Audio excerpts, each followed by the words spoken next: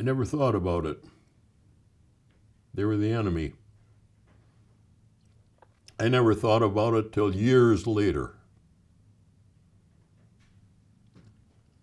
And the reason I thought about it, I took the life probably 12 to 20 men somewhere.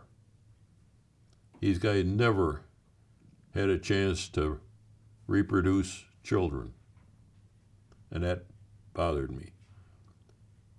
I think the ability to continue our human race is probably the most important single thing that any human being can do, and we know what it is. These guys were denied that, and I've thought of it in that vein. Young men, like you, like I was,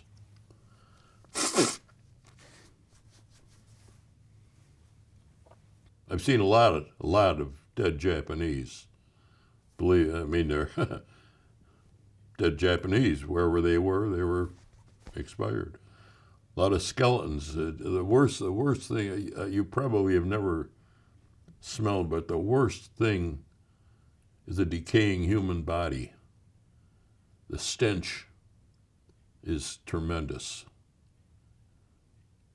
Terrible. And it wasn't uncommon when you get around a cave that you could smell these guys that had been killed sometime prior through God knows what reason. And the sun obviously decayed the body much quicker, and it was a terrible experience to smell these guys that were gone.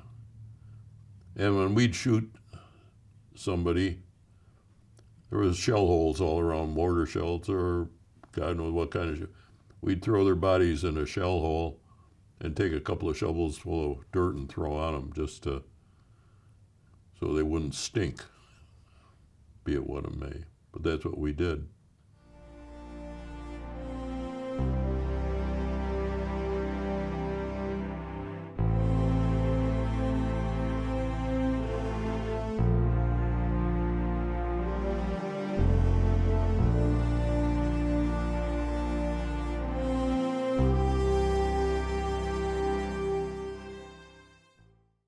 And then we went to Guam.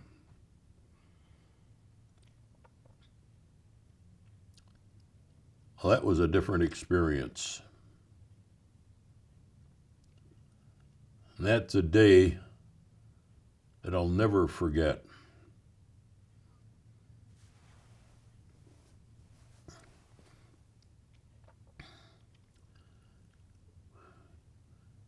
I think the name of the ship was the George F. Elliott. And I got it in my booklet there, it doesn't matter. Anyhow, we went down the ropes.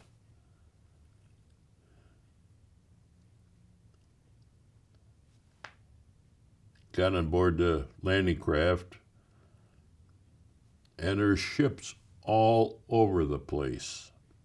Battleships, cruisers, destroyers, God knows what, all over the horizon. And here are the Japanese Zeros, kamikazes, hitting the ships. Boom. Rockets, bombs, everything's, oh God, everything is going. What an experience.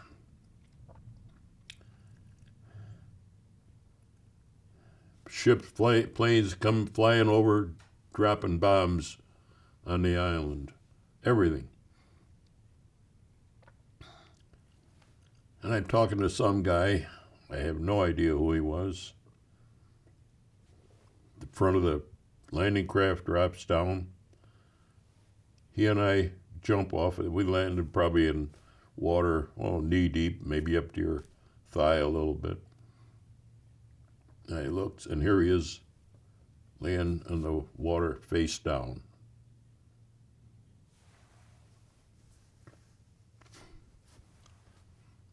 I looked at him.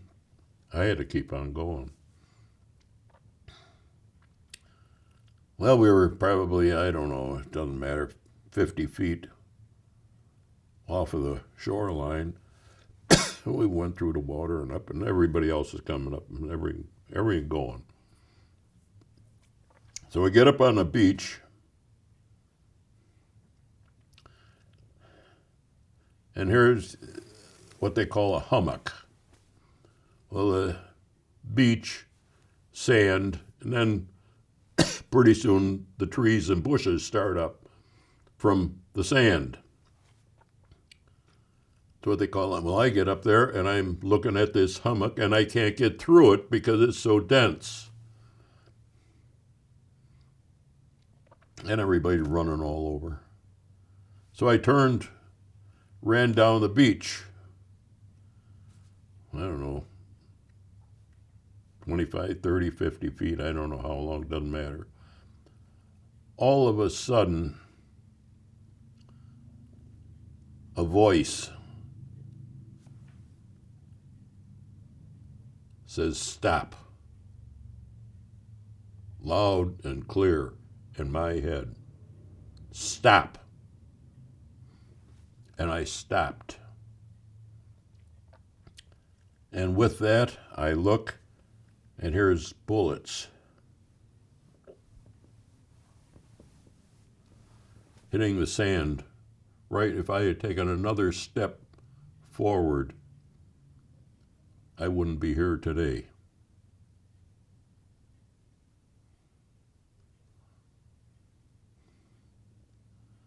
I said, "Thank you, God." And I turned and ran up to this hummock, and I sat down and I prayed.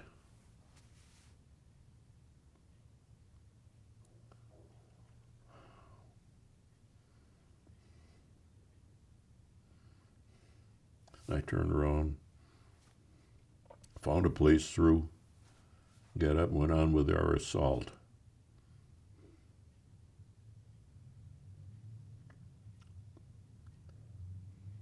Taught me one thing. There's a God.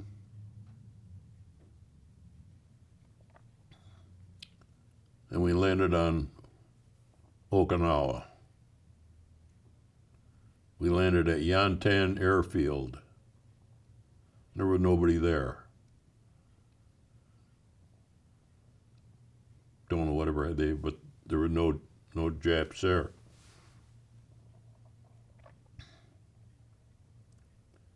So we advanced, probably, I can't tell you, mile and a half, 2 miles. I have no idea, no memory. Till we started running into going up the hills, and Japanese are starting to shoot at us.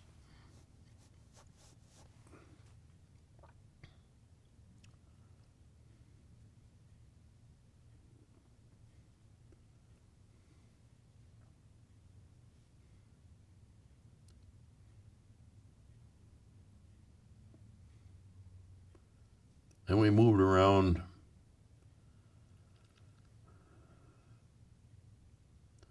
Well, from one community to another, kinda.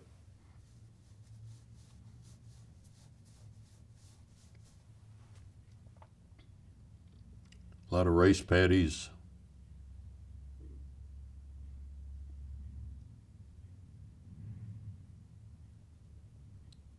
Killed one woman. She was running across the rice paddy. This was dusk.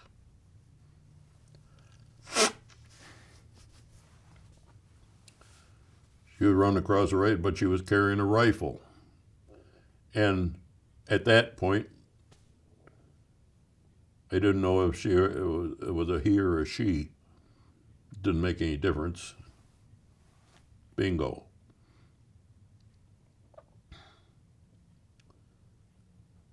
Went out the next morning, and sure enough, here it is, a woman. Japanese. Was she in uniform? Kinda. By that I say kinda. She had a hat on. I kept her hat, and it's around here someplace. a hat that the sides come down on it. It had fur on it, thing with an anchor on the top of it. I thought that's pretty nice. I'll keep that. And I kept it. And it's somewhere around here. Another time,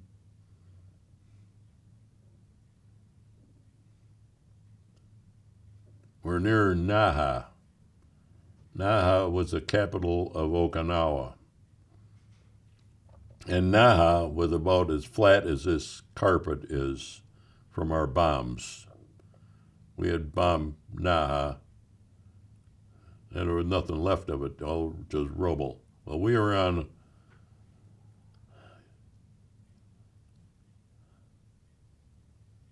a rice paddy. Rice paddies, they go on different levels, up and down hills, and of course, rice takes water. So we're on one of these knobs on the rice paddies.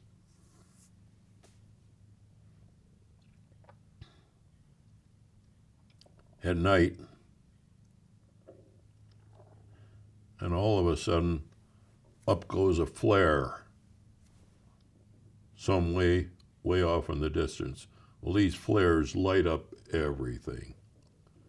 Everything. And I looks, and here's a whole line of Japanese soldiers coming along. And when the flare went up, I can see them, they all went down on their knee. Whole line of them. There were 9 of them. I had a BAR, Browning automatic rifle. I picked it up, boom, boom, boom, boom, boom, boom, boom, boom. Threw another clip in. BAR, I think, carried 15 rounds. Doesn't matter. Boom, and by that time, the flare is pretty much gone out. And I killed him. All of a sudden, you know what a very pistol is? Before they had, this goes back a long time. Before, on board ship, they would have very pistols because they had no other communication. A very pistol was about the size, you know what a 12-gauge shotgun shell is? They had a very pistol, one-shot pistol with this 12-gauge shotgun shell in it, which had a flare. And when you're on board ship and you're lost out in the water someplace, and you think you hear somebody around someplace, you shoot this flare and it go up and the red go right up in the sky, 100 to 300 feet, whatever, and that was the end of that. One of these guys had a very pistol, and he shot it at me, went right over the top of my head. About that far. Boom. Never forget it. Shot where he was, and that was the end of that.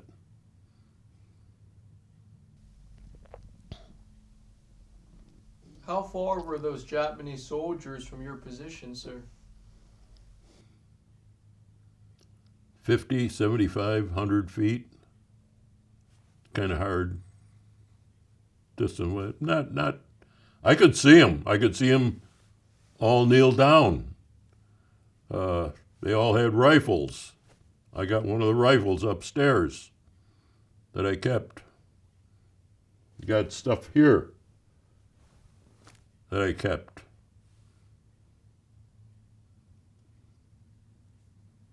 But that was that. But I'll never forget it. Got a flag here from one of them. Big Japanese flag with all their names on it. I got a lot of junk. I got this rifle off of one of the 9 Japanese that I shot that night up there on Okinawa. It was near the end of the war, So I felt it was about time for me to get some souvenirs. So I brought this home, and to get it home, I had to cut it apart. Here is where I cut the stock off.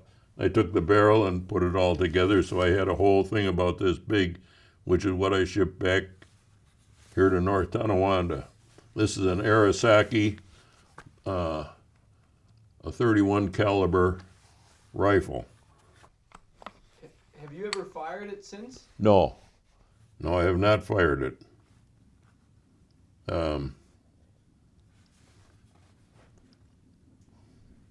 That's what it is. Could you hold it up a little higher for us, please?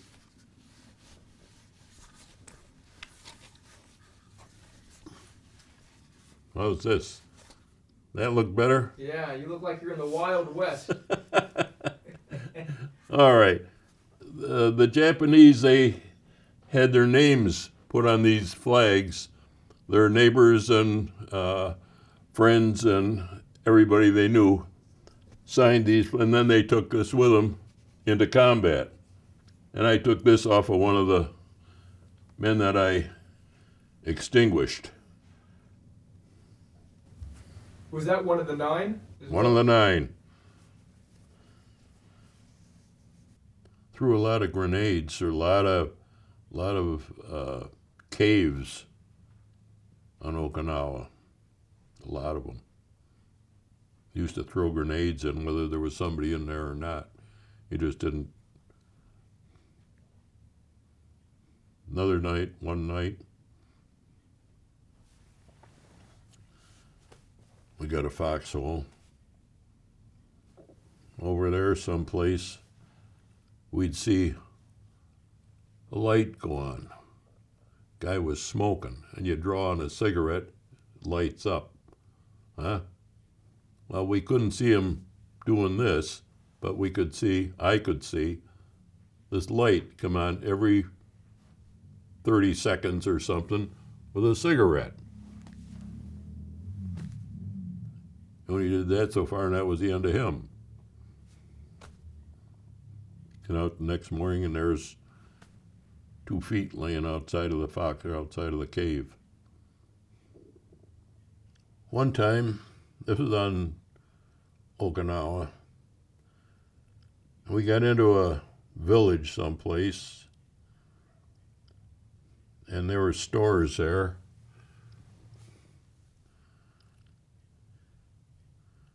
And I got a suitcase, and we got into this one store, and here's all these kimonos that women wear. Beautiful things, silk, with the obies and whatever they wear with them. And I took this suitcase and put these kimonos in the suitcase. I was going to bring them home because they were beautiful pieces of work, what they were. So we went someplace else, and I'm carrying this thing along, or had it strapped to my back. We got into another farmhouse or some kind of a building. We stayed there the night. And that morning, bing, bing, bing, bing. You could see the pattern of these mortar shells that are coming in our direction. You could sense it. Bing, bing, bing. Well, we packed up pretty quick, and I left my kimonos sitting there because we had to get out of that building pretty quick.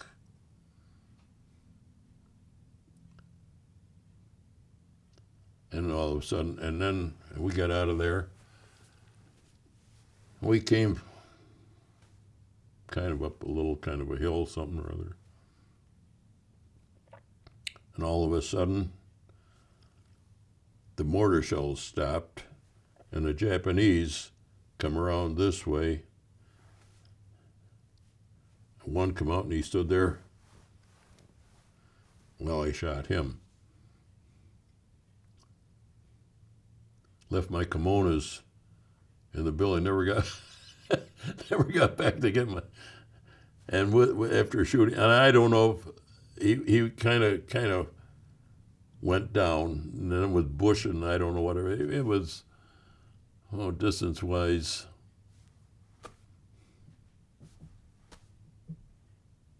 50 yards, quite a distance. Not long, but. And I know I hit him because he kind of went off like that. And with that, I turned around because we didn't know how many more was. And we were pretty well dispersed ourselves. I was kind of alone. The rest of the guys were someplace. So after shooting him, I kind of got up and got with our guys. But that was an experience with mortars. I'll remember that.